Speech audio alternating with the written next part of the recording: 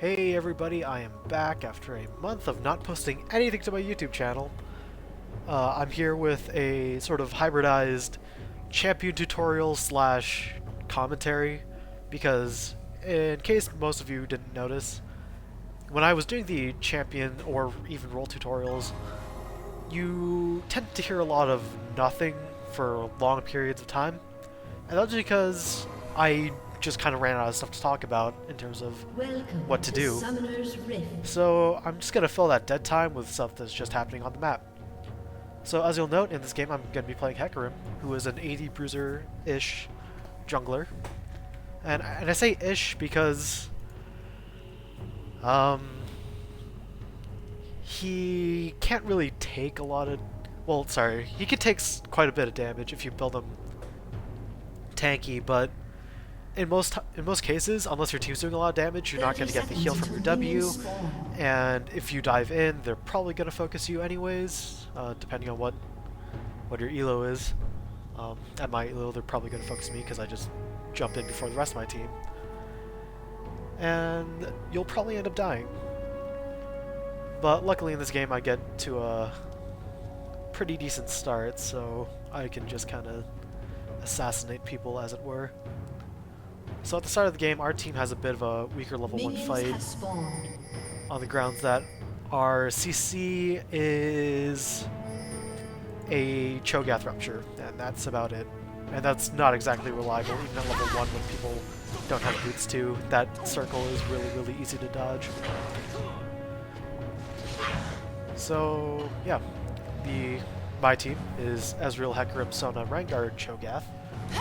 Sona squishy support, which I kind of feared for, considering that the enemy bot lane is Tarek Graves, which, as some of you may know, is really high damage burst that squishy Sona typically is not really able to survive, assuming that the teams are pretty equal. So, as Hecarim, my starting route is Wolves and then Blue, and then I head down to Wraiths and then Red, and that'll get me to level 3, at which point I can either take my W if there doesn't appear to be any sort of gank potential on my end, or I could take E if there is that gank potential. The reason I take the W at level 3 if I don't see a gank is that it just helps you sustain better in the jungle. That heal is really essential to sort of early jungle, because he doesn't really have that great of a base armor. So with your standard jungle runes Masteries, he's going to be taking a lot of damage. So I start with the boots and 3 potions. And I guess as a remedy to the whole lack of armor issue, you can grab cloth armor and 5 potions, but you're just going to lack that sort of move speed that you need to get really the most effective Hecarim ganks. Enemy Lee Sin pinging on blue buff to give to Ahri. This is going to make it tough for Cho in mid lane for the next little while. So yeah, I saw no ganks because top lane's pushed, bottom lane's pretty pushed, and our mid lane already burned his flash in exchange for nothing, so I wouldn't want to put him in a situation where he would probably need to escape to and not be able to, rather. So after these Wraiths, I should be hitting level 4, at which point I will grab my E, just to have that option if I want to go gank somewhere. And I go back and buy, I think my second rank of boots, which will be a Navy and over-aggressive. Actually, it wasn't really over-aggressive. It was more like Lee Sin was kind of low and he wanted to gank Cho'Gath, but he couldn't really do that. And bot lane right here, we see a trade Graves for Sona, which is really good for us because this means that just Ezreal versus Tarek, and AD carries are typically stronger than supports. But with some good flashing and a heal and potion usage, Tarek gets away just barely, but for some reason he stays around in lane. Like, you'll see the recall animation, but I guess he just wanted to farm that XP up because the lane's pushing. And this turns out to be his downfall because I'm right here taking golems with my boots too, and my E available. And this is just going to be a really simple Hecarim gank. Luckily, the enemy team had no ward, so Tarek had basically no time to react to this because of how fast Hecarim moves, and we get the kill underneath the enemy turret. I probably should have given that to Ezreal. Ideally, as any jungler, you want your AD carry to be fed, but Hecarim, a fed Hecarim is actually really, really scary because of how quickly he moves and the amount of CC that he can apply, or CC and damage and survivability he has in his ganks. Because if you have red buff, you are not going to be getting away, because a proper Hecarim sort of gank will be to run in with your E, or if the opportunity allows, to just walk up and start hitting them. And then in between auto attacks where you're going to slow with your red buff, you're going to be hitting Q, which will be doing a fair amount of damage. You're going to have your W up, which will keep you alive for, I guess, most situations. And then your E will be off cooldown again, and you can just chase all day until they go under a turret, and that'll be their only saving grace pretty much. So when I went back, as I said, I bought a ward, so that ward sees Lee Sin entering our jungle. Luckily, there's no Wraith camp for him to take. And here, Tarek wards up in front of Dragon, which is kind of odd since I'm not entirely sure that ward would see me leaving Tribush, actually. I think it barely does. But yeah, enemy bot lane's really extended, so I'm just going to come in. And they're not going to see me coming. So here I am, here I go. Yeah. They get a glimpse of me, so they start running, but a good ultimate from Ezreal and a ton of damage later. Graves will go down. No problem. Easy peasy.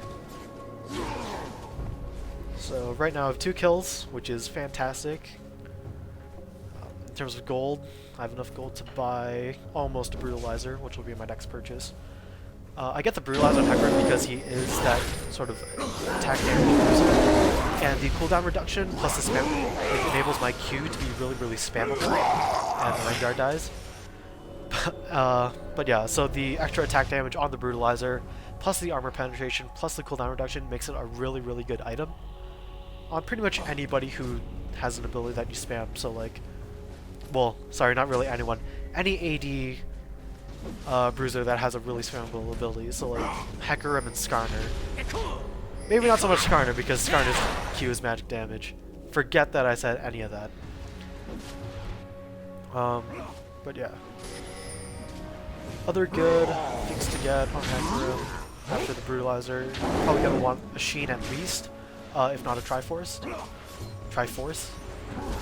And that's just so, you know, as I mentioned, you can just spam your Q, auto-attack in between uses, and get really a ton of effective use of that Sheen proc.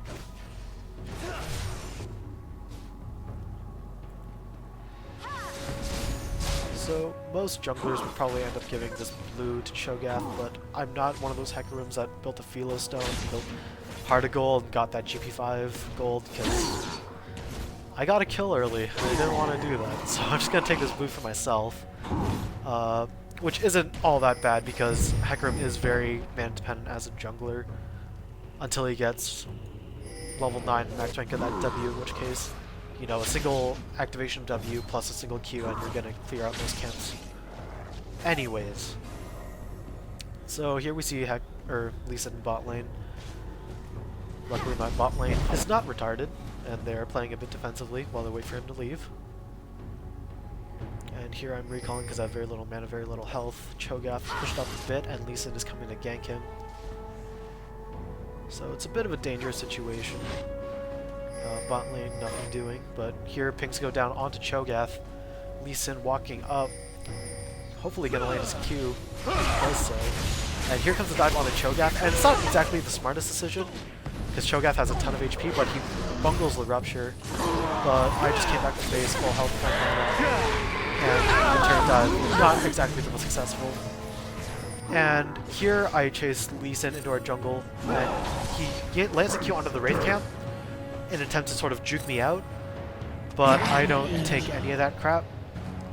So as you saw there, I started to just turn around in towards the Wraith camp in case Lee Sin turned away, because I know that I can chase him with my E if he were to just continue running in the path that he was going. Plus, he took those turret shots, some of which he probably didn't need to take, and just ended up dying. A lot of damage went on to Graves' bot lane during that mid lane action, and Rengar barely gets away with the use of his ultimate, which is... yeah, it's a rough situation to be in as a jungler, because I want to get my lanes ahead of the enemy lanes. But when the enemy lane is just winning 1v1 against my lane, it becomes really hard because my lane is already behind, and when you're something like Volibear, if I come in, Volibear can very well just turn on me and kill me and ignore everything else. Because he's a tanky bear. Rather odd build though. Ninja Tabi, Vampiric Scepter, Dagger, and Health Crystal. Oh, right. Something that I was not paying attention to because I was looking at top lane forever. When I went back, I bought more wards, as you should do as a jungler. You should do as anyone, frankly. So I placed the ward by the enemy blue, knowing that it was going to be up because Lee Sin had more or less just got... or, sorry. Because when those kills went down mid lane, neither Lee Sin nor Ahri had blue. So they were going to go there after they respawned. So that's where I went and placed the ward, and I saw them doing it. I got the steal because Lee Sin smote really early. Smited? Smote? Whatever. So I got the steal, and then ran down. My bot lane was there, the enemy bot lane was there. I barely get away, but my team is full of bosses. They carry me on their back. The Lee Sin shields Tyrak just as he dies. Could have been really, really bad for Lee Sin there, but he gets away from the Cho'Gath because Cho'Gath got stunned with Tarek's last dying breath. In the meantime, Volibear took down top turret. Rengar not in the best situation. I told Rengar that I was going to be coming up his top lane. He engaged a bit prematurely, so he's going to be low and out of the fight. I used my ulti and in exchange for Volibear's flash, and here's where I talk about Hecarim's chasing a little. Cool, Volibear has a move speed increase, so do I. I use it, I slow him, I Q, I Q, I Q, I auto, I Q, I Q, I have W popped. All that good stuff, and Volibear goes down. This is what happens when you're 4-0-1 Hecarim. You just kind of run at people, and they eventually die as a result of attrition. Volibear complaining about his team. Welcome to ranked solo queue, people. Or basically any team game. Because you see this happen in normal games sometimes too, which is kind of depressing. Rengar pushing top turret, and that ward that I placed by the Wraith camp sees Ahri moving down. So Rengar is pretty hellbent on taking down top turret, so I'm just going to camp this tri-bush to make sure Ahri doesn't come in through there and kill Rengar, and that's when I show myself. And if I had the production values, I'd be playing the Benny Hill music theme here, because this is a really embarrassing moment, because Ahri's just walking up and down, up and down. Rengar goes in, does a huge chunk of damage, but Ahri has her ultimate up. She gets away and actually ends up killing Rengar. And my ultimate's up in 5 seconds. I probably couldn't turn around on this Lee Sin here because I'm 3 levels ahead of him with double buff. Single buff, red buff just faded. But I choose not to, because while I would have almost certainly gotten the kill with no losses, I see that now as a spectator, but when I was playing, I'm very unsure of my abilities to just 1v1 people. But let that be a lesson. Look at how ahead you are, and then decide, hey, you could totally just kill this person. For some reason, blue buff not appearing on the mini map, or map rather. Hooray for spectator.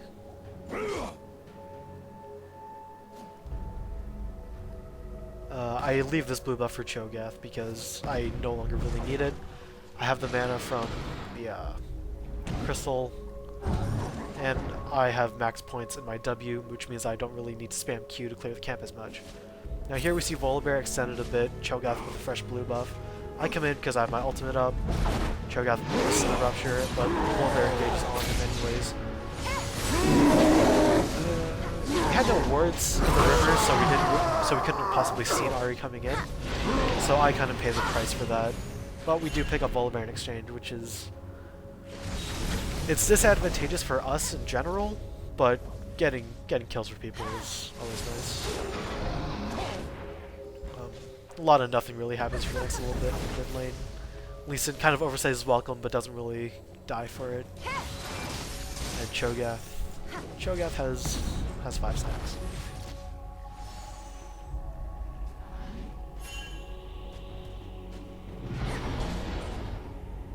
Dangerous game being played here by Lee Sin.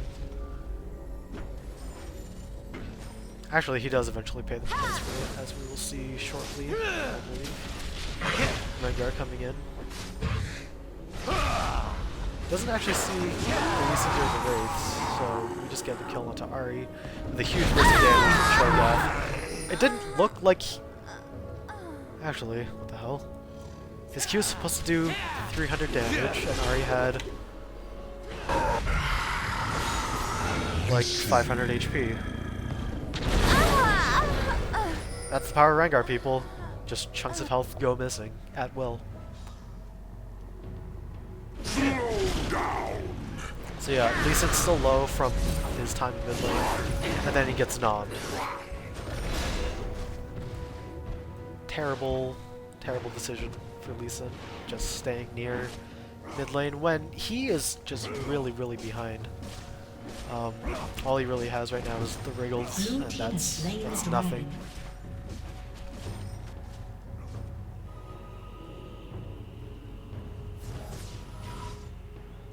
So, gonna start stealing the enemy blue buff again. But this ward that I have here is Sea Volibear, and I don't think I can solo him because as much damage as I do, he's just that much tankier. Plus, he has his passive, which is a really stupid passive. I hate it so much when I'm playing against it. I love it when I'm playing as him, because you just run at people and play aggressively, knowing that you have that heal in your back pocket. So, Graves in top lane, pushing it out. Me getting red buff. Not a whole lot happening on the map. Bot lane pushing in the turret. Taric left alone to defend against Ezreal's Sona. The ward that I play sees Lee Sin coming down, so bot lane backs up a little bit. Rengar coming down the river. Gets spotted by Lee Sin, I do believe. But he doesn't really care. Because he's Rengar. AD Rengar. That latest patch really buffed the heck out of AD Rengar. Oh, well, Cho'Gath almost.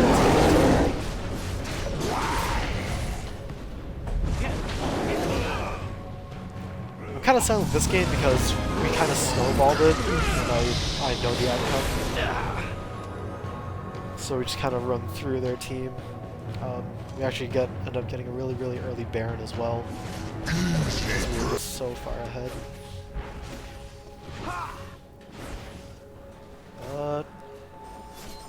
I guess I'll give a rundown of Hecarim's ability. So his Q is just this AoE sweep around him. And if it hits a target, or an enemy unit, the cooldown gets reduced. So when you're clearing the jungle, you kind of want to spam it to clear the way, to clear the camp as fast as possible. Purple team's turret has been but destroyed. And while its mana cost is really low,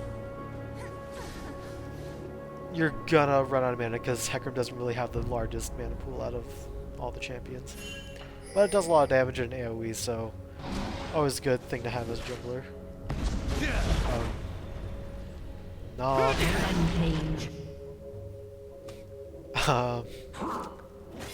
Hecarim's W does magic damage to an AoE around him, and it also any damage taken by enemies within the circle heals them.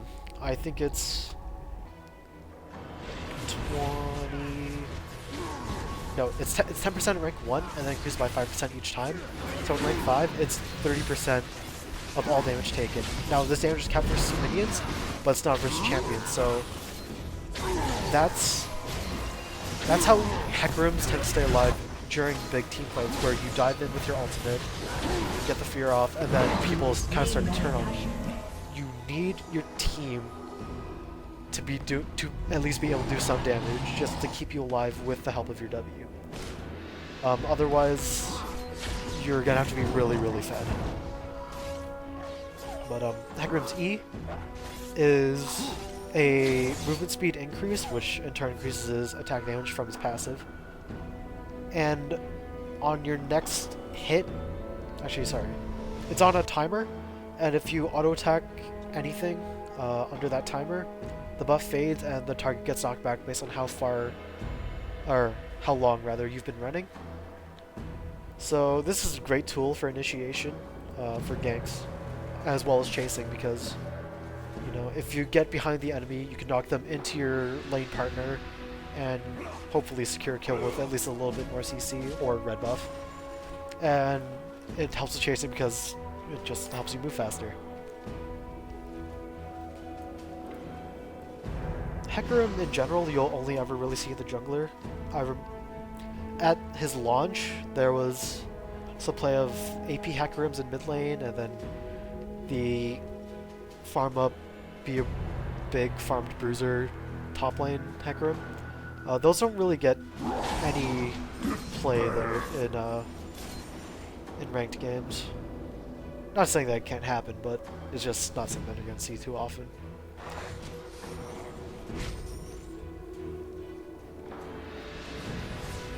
So we got the Baron. We're gonna start pushing in mid lane. And we are just really ahead. Volibear declares that his AFK time. I steal the kill by jumping in. Don't want to get caught by Volibear underneath the turret because I don't really have a lot of defensive stats. As you'll note, I bought Ninja Tabi and a Brutalizer and Training Force. Purple team's turret has been destroyed. No real tankiness there. Turret's just gonna tear me apart. Volibear's W, which does more damage the more health I'm missing. Purple team's inhibitor has been destroyed.